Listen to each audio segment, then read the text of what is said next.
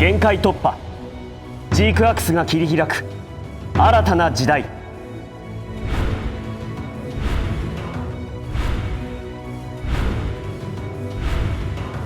エグザベ少尉ジークアクス出撃します。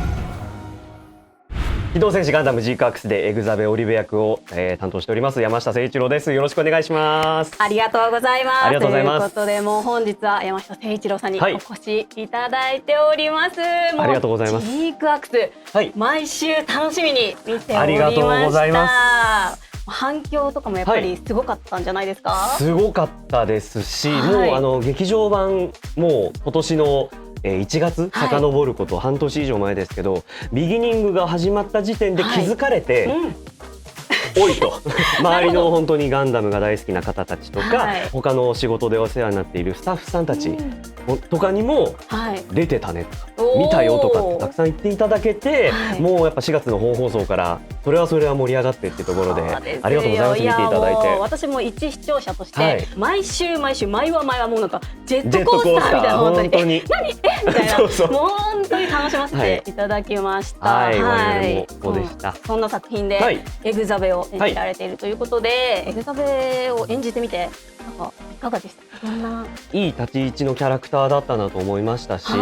いるけどここにこの子たちが結構やっぱり破天荒というか、すごい運命というか道をたどってたのに対して、彼はそのいわゆるジオン軍の軍人として少尉としてっていうところで、マチュたちとは違うなんか成長というか道の見つけ方をしたキャラクターなのかなって勝手に自分の中では思ったりとか、でも1話と12話を比べるとだいぶ変わったんだろうなっていう気はしてて、不思議な親戚のおじさんみたいな気持ちでザベを見ていました。いやもう通してやっぱり登場するキャラクターなので、私も本当大好きなんですけど、ありがとうございます。ありがとうございます。ということでもう早速ね、貴重なお話を伺えているのですが、ここから先ですね、さらによりいろんなお話を聞きつつ、こちら目の前にあります3商品、いやもうすごいですね。一緒に紹介させていただこうかなと思っておりますので、最後までお楽しみください。それでは早速出撃します。バンダイマニア機動戦士ガンダムジークアクス、限界突破ジークアクスオメガサイコミュ起動前になります。早速こちら登場いたしましたが、バンプレストブランドの限界突破より超ビッグサイズ、そして彩色済みのノンスケールフィギュアとしてね登場いたしました。すげえ。こちらかなりサイズ感あると思うんですけど、なんと全長約28センチございますので、ちょっとよかったらぜひ手に取ってみてください。もちろんです。この限界突破シリーズ知ってはいて、いろんな今までにもそれこそねオメガサイコミの状態だったりとか赤いガンダムとかいろいろある中で、重い重量感すごいですね。いやありがとうございます。質感もちょっとこうツルツルしてるんですけど、硬くて陶器みたいな、多分私を呼んでいただけた理由の一つだと思うんですけど、この姿実はレアでそうですよね。僕も他のやつ買いました。このジークアクスたちを買ったんですよ。したらこの顔がなかったんだ。ここがポイントなんですよね。なかったんです。なのでこのいわゆるある種オメガサイコミの起動前状態っていうのは逆にレアで、いや本当にもうそれを満を持して僕の夢を叶えてくれた限界突破さん、ありがとうございますっていう。でもおっしゃる通りで、アンテナの部分が展開前だったり、この胸の胸部の部分ですね、ポメラニアンズのマークがないっていう、あれもつけられたんだ。そうなんです。後でそういう細かいこだわりが込められたフィギュアになっております。金番目よくもつけてくれたな。本当だ、ないそうなんですよ。この角度、横のこういう角度も素敵ですね。そうですよね。このボリュームがやっぱりしっかりあるので、横から見ても映えますよね。後ろもねビームサーベル2本分ついてて、本当に最初のエグザベがちゃんと登場する状態。さっき冒頭でセリフ言わせていただきましたけど、これで出撃しましたからね。そうですよね。っていうところで僕にとってはもうこれがマイベストスタイル。感慨深いアイテムになりますね。ちなみになんですけど、山下さんはフィギュアとかお好きですか？結構やっぱり自分が関わった作品のグッズとかを集めがちになって、なのでジークアクスもアクスタとかいろいろあったりとかも集めたりしてますね。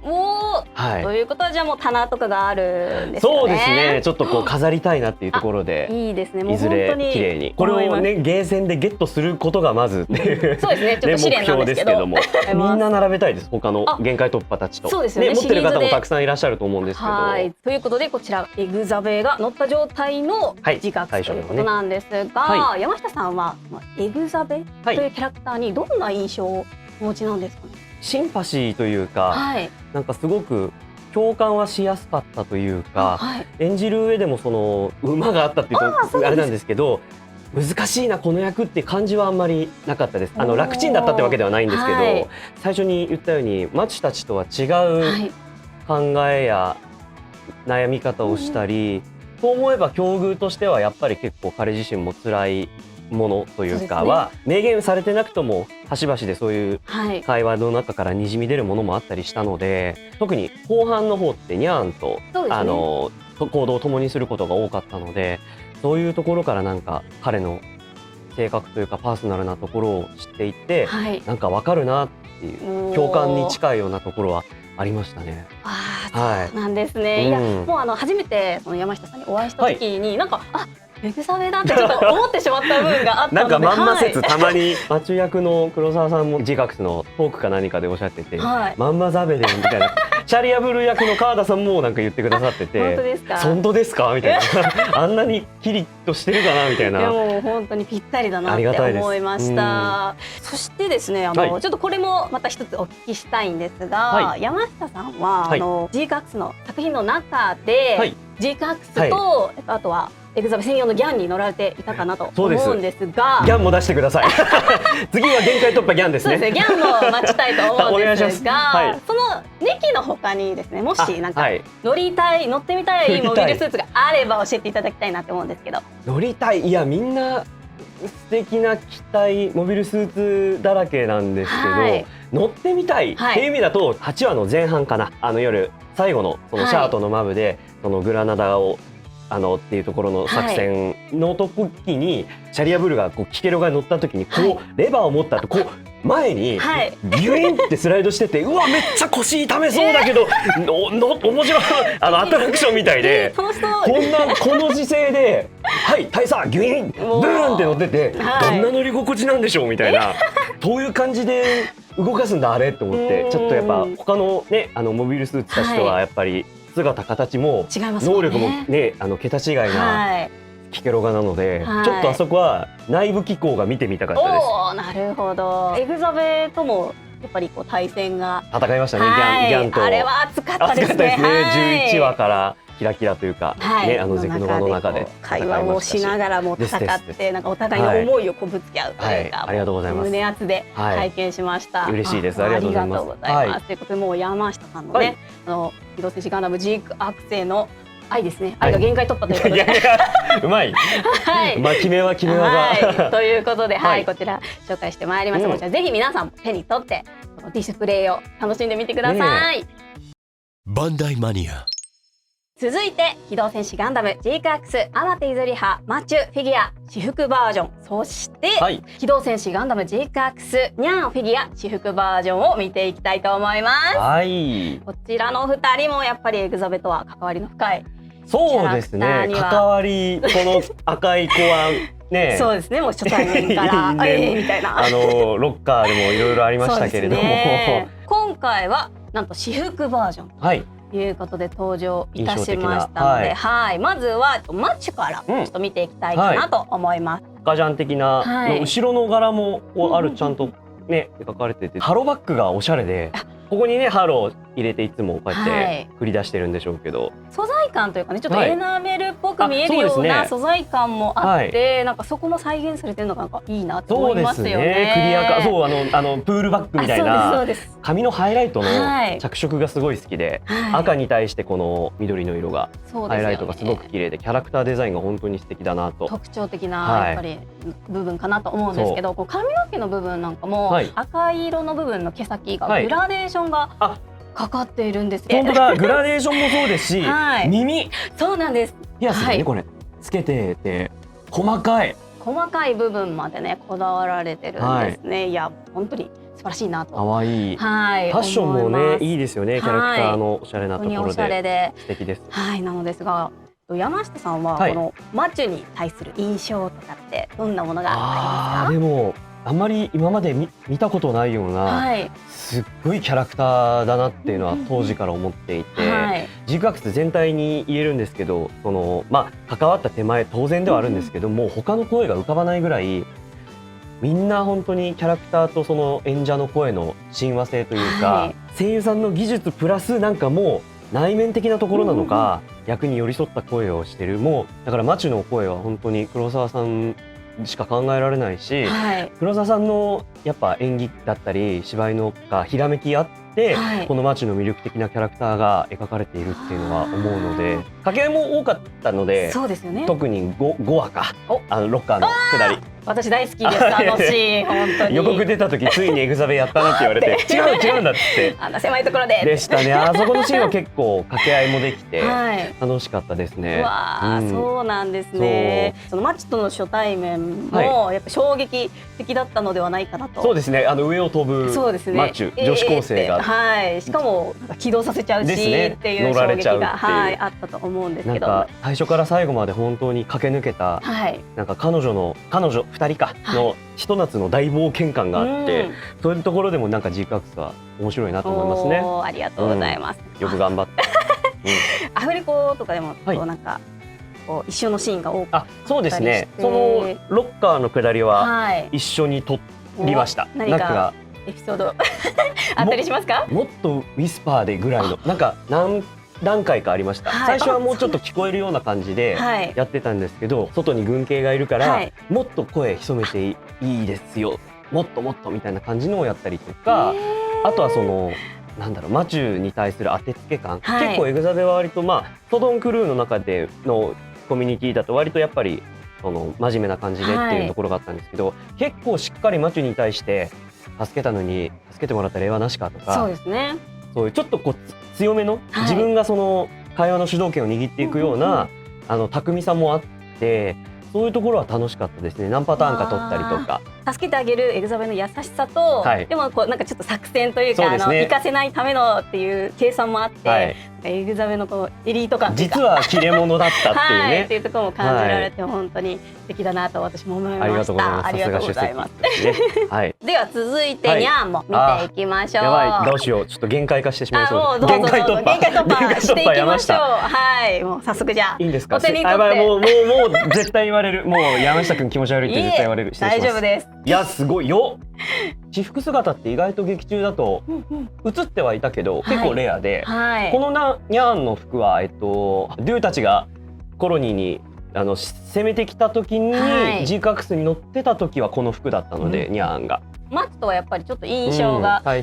う感じで、ポーズなんかもね、そうですね、やっぱりちょっとクールっぽさがあるというか、目がいい。見てください。助かる。綺麗に視線助かる。カラーとかもやっぱり印象的ですもんね。黄色で、そうですよね。しかしスタイルがいい。変な意味じゃなくて、本当にスラッとね。マチュが結構ちっちゃくて可愛いけどドタドタしてる分、ニャンはクールビューティーみたいな感じで、落ち着きもありつつ、あと髪のなびき、そうなんですよ。この横のすごい躍動感というか、ファって乗った時なのかって思うような、そしてねちょっとスニーカータイプのハイカットのスニーカーな感じですけど、可愛らしい。おしゃれで、あと5時間語れます。5時間語れちゃう。それはもうぜひ5時間聞きたいところなんですが、ちょっとこちらもねお時間ありますので、ちょっとニャンについての印象も聞きたいなと思います。我々もジークアクス撮ってる時って本当に先の展開を知らずに進めていたので、急にそれこそ7話でそのコロニーが大変なことになった後、マチュとも別れ、はぐれたというか、落ち合えずに2人が分断された先にエグザベが来たので、キシリア様の命というか、手引きによってジオン側に行って2人は別々の道をっていうところからスタートして、8話では本当にもうずっと掛け合いしてたので、そうですよね。どこかやっぱり辿ってきたものが似ているというか、お互いにやっぱり辛いことを経てその今があってっていうのは、ある種シンパシーというか、そういう共通性を持ったキャラクター同士なのかなとは思ってましたね。なるほど。掛け合いも静かで、あんまり声を荒げる2人ではないから、そうですね、静かなシーンが多くて。私好きなシーンがまたちょっと言わせていただくと、お部屋で大きな窓の出た、窓好き、大きな窓好き認定された男ところでお話、会話するって、あれのシーンがすごく好きだなと。なんか結構なんか印象的になったんですか？そうですね、なんか結構エグザベさんがこうなんかエリートなんだけど、自分にちょっと自信のなさそうですね、なんかそこで現れているなっていうのが、才能とかそういう話を持ち出したので、運だっていう、運がいい才能だとか持論を語る珍しいシーンで、あそこは結構放送当時もいろんな解釈があって、お客さんによって、エグザベは本当は嫉妬してたんじゃないかとか、そうではなくてっていうか、いろんなそういう意見が散見されて、面白いなって思いながら、当時言葉の会話の深みみたいなものがあそこにあって、僕はあそこ印象的でした。そうですよね、アフレコのシーンでもそうですね、急にやっぱりニャーンと石川さんと掛け合いになって、緊張するってなりながら、ニャーンと喋るの初めてだみたいな感じだったので、結構ピリピリしたり緊迫した緊張感を感じてました。楽しかったんですけどね。いやー、ありがとうございます。ちょっとファンとしてね、こうお話直接聞けて嬉しすぎます。こちらこそ話させていただいてありがとうございます。いや、ありがとうございます。ということで、こちらニャーンとマチュのフィギュアをこう見てきました。劇中ではやっぱり制服のイメージ強いんですけど、フィギュアならではというか、こうやって私服の2人が並んでいる姿を、ぜひこちらもお手に取って楽しんでいただければと思います。バンダイマニア。ということで、本日はエグザベオリベ役山下誠一郎さんをお招きして、こちらの商品を紹介してまいりました。改めてこちら一緒に紹介させていただいたんですけど、なんかいかがでしたか？たくさんグッズとかそういうプライズが出るって本当にやっぱ関わった身としては嬉しくて、しかもね、最初にも語りましたが、この状態でGOを出してくれた限界突破の皆様、本当にありがとうございます。この状態といえばもうエグザベですからね。そうなんです、レアなんです。きっとね、この状態が閉じてる時も好きだって方多分多くいらっしゃったと思うので、その皆様の期待に応えるような形で本当に僕も嬉しいですし、ぜひぜひこうゲットしていていただけたら嬉しいななんて思いますね。そうですよね。そしてこちらのフィギュアもやっぱり私服バージョンということで、可愛らしいし、ここにまたエグザベも並べたいですよね。いや、そうですね、なんか私欲全開だけど個人的にはやっぱあと小森とかソロンクルーも人気なので、ニャンがいるならキシリア様も並べたいしなとか、夢が広がる。もう全員くださいっていうぐらい、本当にそれぐらい作品愛があったりとか、皆さんのね、愛をいつも感じております。ありがとうございます。いや、もう本当にその夢が叶うといいなと、私もみんなも思ってると思います。ありがとうございます。では最後になりますが、こちら画面の向こうの皆さんにですね、何かこうメッセージとかありましたらお願いします。今年の1月からビギニング劇場版に始まって、4月には本放送、そして最終回を今年の夏に終えたわけですけど、本当にあっという間で、それでいてかつそれこそいろんな雑誌だったりとかでも、今でもやっぱりインタビューをさせていただく機会があったりとか、いまだにやっぱりジークアクスの熱が冷めない中で、こうやっていろんな展開のグッズが出ていることを本当に嬉しく思います。何度見ても楽しい作品だなとも思いますし、僕も折に触れて結構音楽とかもよく聴いたりしてるので、ジークアクスのこれからもたくさん愛されていく作品なので、そしてさっき言ったようにもうみんな欲しいんやっていう気持ちでどんどんそうやってつなげていけるのは、そういう展開、商品展開ってやっぱり皆様のお声だったり、購入していただいたりとか応援してくれることあってのことだと思うので、ぜひぜひ僕も含めて皆さんで一緒にジークアクスの愛をこれからも高めていけたらいいなと思っております。今日は素敵な機会をありがとうございました。ありがとうございました。山下さんの愛、もうバッチリ伝わりました。本当にありがとうございます。機動戦士ガンダムジークアクス限界突破、ジークアクスオメガサイコミュ起動前、機動戦士ガンダムジークアクス天手譲り派マチュフィギュア私服バージョン、機動戦士ガンダムジークアクスニャーンフィギュア私服バージョンは現在全国のゲームセンターで登場中です。ぜひゲットしてください。お願いします。このアイテムが気になったら概要欄をチェック、高評価とチャンネル登録もよろしくお願いします。それではまた次回の動画でお会いしましょう。せーの、バイバイ。山下さん、ありがとうございました。こちらこそ。